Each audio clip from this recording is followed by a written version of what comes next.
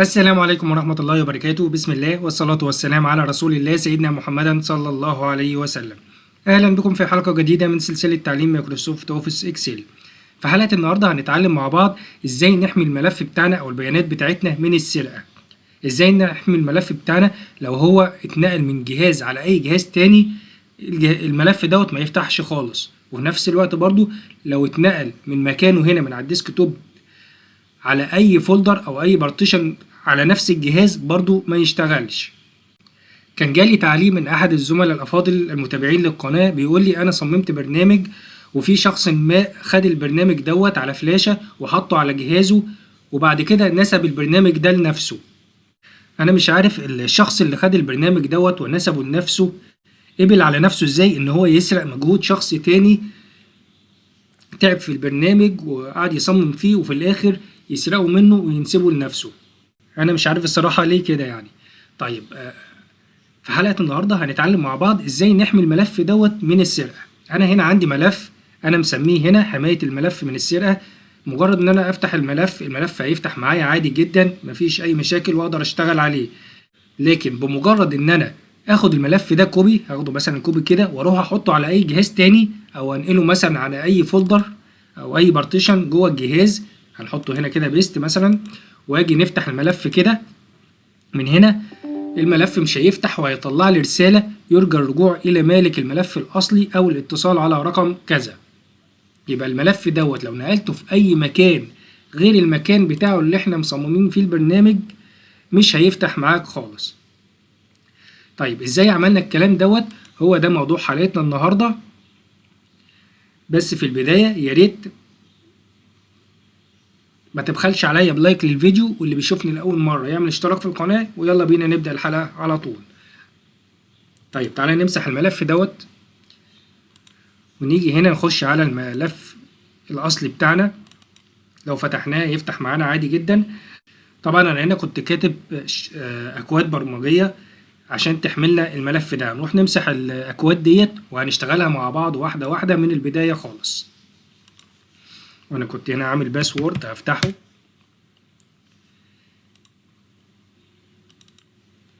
نمسح كده كله، هنمسح البيانات كلها، مش هخلي اي حاجة خالص.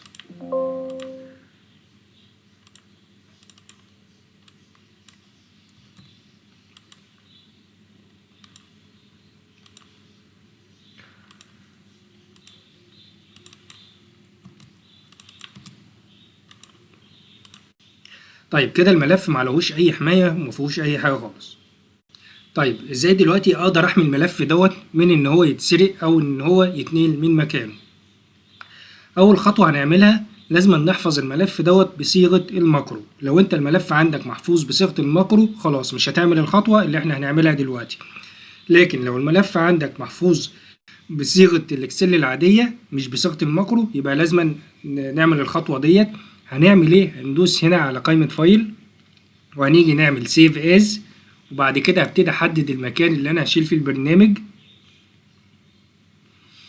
وهاجي هنا من سيف از طيب هنفتح السهم دوت ونختار تاني اختيار اكسل ماكرو انيبل ورك بوك، وبعد كده هندوس سيف. انا اوريدي كنت حافظ الملف بصيغة الماكرو فمش هعمل الخطوة دي معاكم. طيب تاني حاجة هنخش بقى على شاشة محرر الأكواد عشان نكتب الكود بتاعنا. طيب هنخش على شاشة محرر الأكواد ازاي؟ هنخش هنا من قائمة ديفلوبر، ولو القائمة دي مش ظاهرة عندك بتيجي على أي مكان فوق كده كليك يمين وتختار كاستمايز ذا ريبون. هتفتح معاك الشاشة دي، هتلاقي كلمة ديفلوبر مكتوبة هنا بس مش متعلم عليها صح زي كده. كل اللي هتعمله هتعلم عليها صح وهتدوس اوكي، هتظهر معاك في القوائم هنا. طيب احنا دلوقتي هنخش على قائمة ديفلوبر ومنها هنخش على الفيجوال بيزك شاشة محرر الأكواد. طيب في الشاشة دي هنعمل ايه؟ هندوس هنا انسيرت وهنعمل مديول، هنختار مديول عشان يفتح لنا مديول جديد. طيب في الشاشة ديت هنعمل فيها ايه؟ دلوقتي انا عايز احدد الامتداد بتاع الملف بتاعي. انا الملف بتاعي محطوط فين؟ محطوط على الديسكتوب. عايز الامتداد بتاع الملف دوت وعايز اسم الملف عن طريق كود برمجي. هنعمله ازاي؟ الكود البرمجي اللي احنا هنكتبه دلوقتي هتجيب لنا الامتداد بتاع الملف وهيجيب لنا اسم الملف. طيب عشان نكتب اي كود لازم نسمي الكود الاول. هنسميه ايه؟ هنقول هنا sub، انا هسميه مثلا باس، انت ممكن تسميه اي اسم انت عايزه. طيب ايه هو الكود بقى اللي هيجيب لنا الامتداد دوت؟ هنقول هنا دم، وهعمل متغير اسميه ايه، انت ممكن تسمي اي اسم غير الايه دوت. وبعد كده هقول له is string وهدوس انتر. كده احنا عملنا متغير وسميناه ايه. عايزين نعرف الايه بقى، هنقول هنا الايه بتساوي، هنفتح قوس، هنا بقول له هتجيب لي الامتداد بتاع الملف، هنقول له هنا this workbook dot base، وبعد كده هاخد مسافة واقول له and ديت هنعملها من الكيبورد من شيفت ورقم 7، وبعد كده هعمل علامتين تنصيص وهعمل شرطة مايلة وهعمل علامتين تنصيص مرة تانية، وبعد كده هاخد مسافة وهقول له and مرة تانية، بعد كده هقول له this workbook dot name، بعد كده هقفل القوس وندوس انتر. هنا انا بقول له ايه، هات لي امتداد الملف وهات لي برضو ايه اسم الملف. طيب وهحطهم فين؟ انا عايز دلوقتي مثلا هنيجي كده على الملف بتاعنا، هنشوف اي خلية فاضية وتكون في مكان مثلا ميت، في مكان مثلا ايه ما حدش يتوقعه، او ممكن تحطه في اي شيت تاني. يعني انت ممكن تحطه في نفس الشيت او في اي شيت تاني. انا هحطه مثلا ايه في نفس الشيت دوت، بس اختار بقى اي خلية كده ايه اخر خلية خالص او اول خلية، بس يكون في مكان ما يكونش ظاهر للناس كلها. طيب هختار مثلا ايه الخلية ديت Z1، وبعد كده هنعمل لها هيدن. هنيجي هنا هنقول له الامتداد ده هتحطه لي فين؟ هتحطه لي في شيت 1، واقول له في الرينج بتاعي يبقى دوت رينج، هنفتح القوس ونعمل علامتين تنصيص واقول له هتحطه لي في الخلية Z1، بعد كده هنقفل علامتين التنصيص ونقفل القوس وهنقول هنا بتساوي ايه المتغير بتاعنا اللي احنا كنا عاملينه. يعني احنا هنا في الكود ده عملنا ايه؟ عملنا متغير وسميناه ايه. الايه ده عبارة عن ايه؟ هيجيب لي امتداد الملف وهيجيب لي اسم الملف. طيب وهيحطهم فين؟ هيحطهم في شيت 1 في الخلية Z1.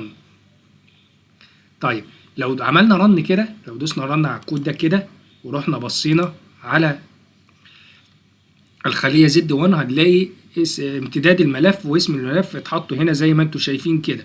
طيب بعد كده اعمل ايه؟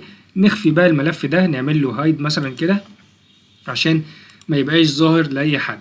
طيب بعد كده هنعمل ايه؟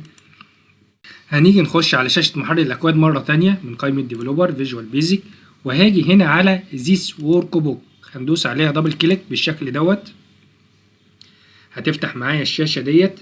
طيب من الشاشة دي هعمل ايه؟ هاجي هنا من فوق كده عند كلمة جنرال، هنفتح السهم دوت ونختار منه workbook،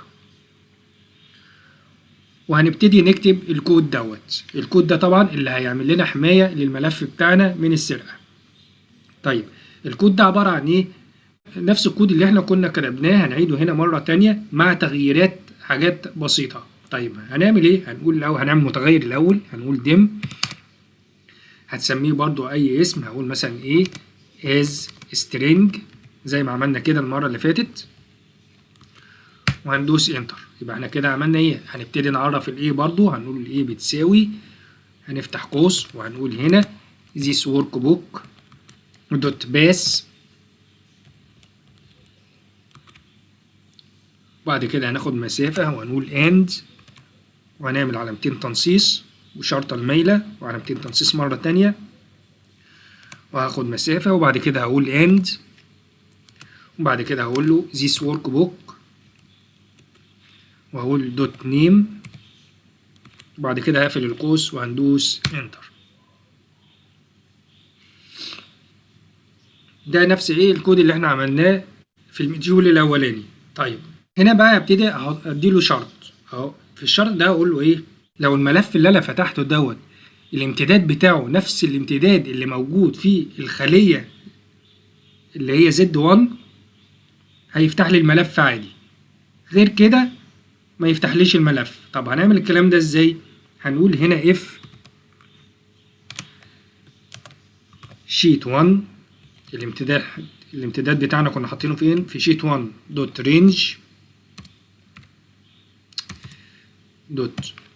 range احنا كنا مسمينه ايه؟ Z1 في الخلية Z1. هنقفل القوس، هنقفل علامتين التنصيص ونقفل القوس، وهنقول بتساوي ايه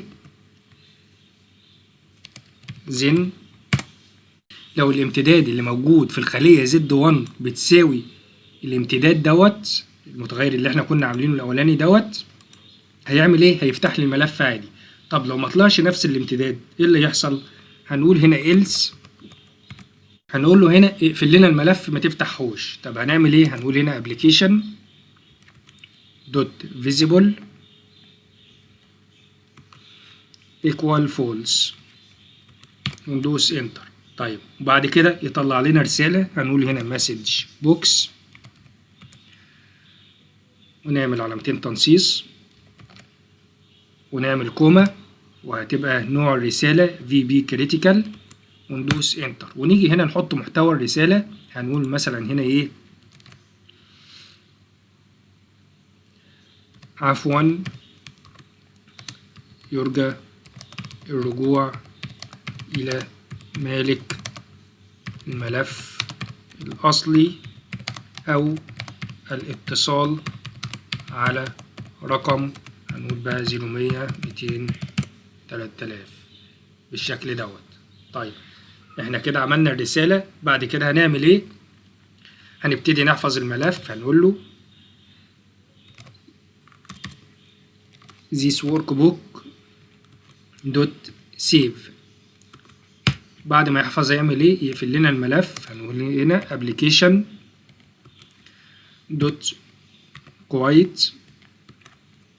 وبعد كده نقفل الشرط اللي احنا كنا عاملينه، هنقول end if ندوس انتر.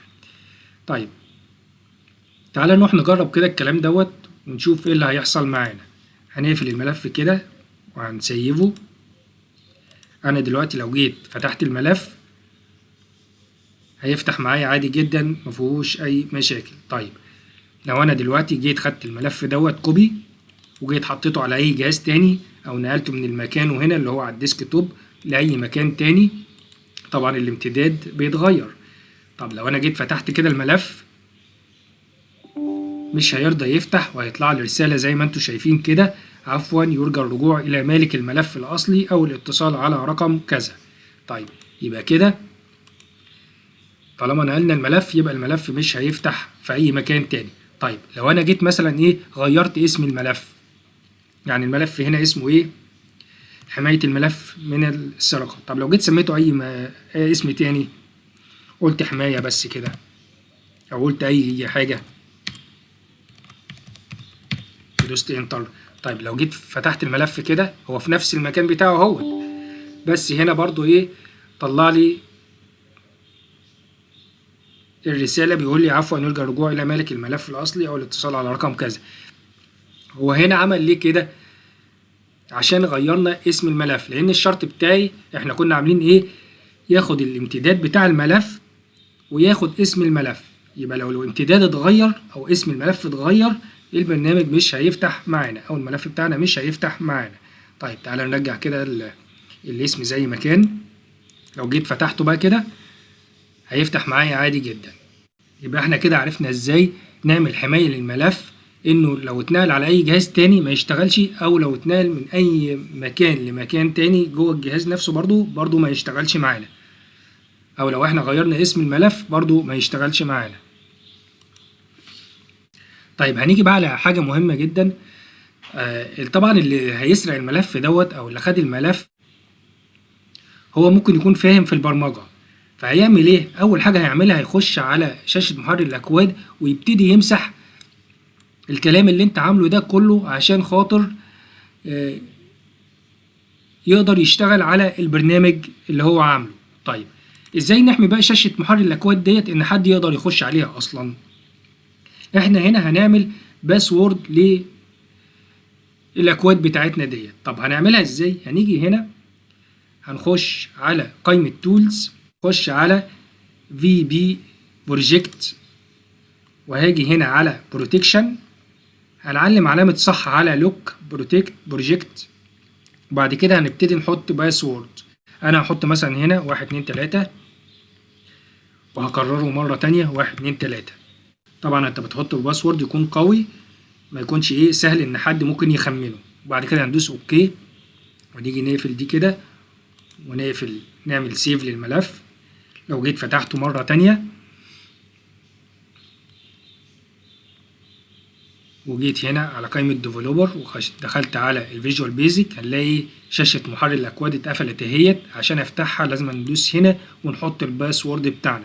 لو حطيت أي باسورد كده غلط ودوست اوكي هيطلع لنا انفيلد باسورد، يبقى لازم احط الباسورد الصح. هنقول هنا 1 2 3 وبعد كده هدوس اوكي. هنلاقي الشاشة فتحت معانا كده زي ما انتم شايفين. اقدر اخش على الاكواد بتاعتنا اللي احنا عاملينها. وطبعا لو عايزين نلغي الباسورد اللي احنا عملناه بنفس الطريقة، نخش على تولز وفي بي بروجكت، وهاجي هنا على بروتكشن، هنشيل علامة الصح وهنلغي الباسورد اللي احنا عاملينه دوت، وهندوس اوكي. وبعد كده نسيب، نعمل سيف، وبكده الملف هيبقى محفوظ معانا. بس الافضل طبعا ان انت تعمل باسورد لشاشة محرر الاكواد، عشان لو حد خد الملف دوت وفهم في البرمجة هيمسح لك الكلام اللي انت عملته ده كله. كده يكون موضوع حلقتنا النهاردة خلص. اتمنى تكون حلقة النهاردة عجبتكم. يا ريت ما تبخلوش عليا بلايك للفيديو، واللي بيشوفني لأول مرة يعمل اشتراك في القناة. وانتظروني في الحلقة القادمة، والسلام عليكم ورحمة الله وبركاته.